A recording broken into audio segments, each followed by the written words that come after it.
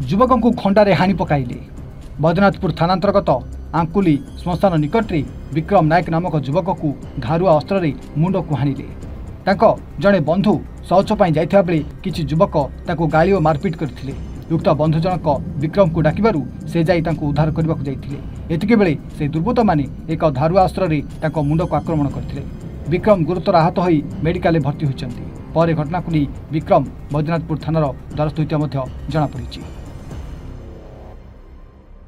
घटना मोर मु घर थी बर्तमान आम सांग फोन कर कहला जे आओ पिला आस बंधु बाबू ये झाड़ा बस कही बिहार जा मत गाड़ी कर हिंदी रे बोला आम आसिलु।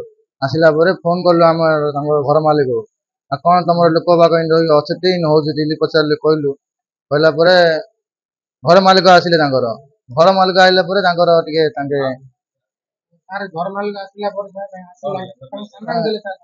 हाथ में सब सामान फामान आइले बिहार पिला कोर्टर में कही पारे बिहार इली कहे घर मालिक को जाने घर भी आंकुल मस्तानी बंद कले जाने नुआ बंद से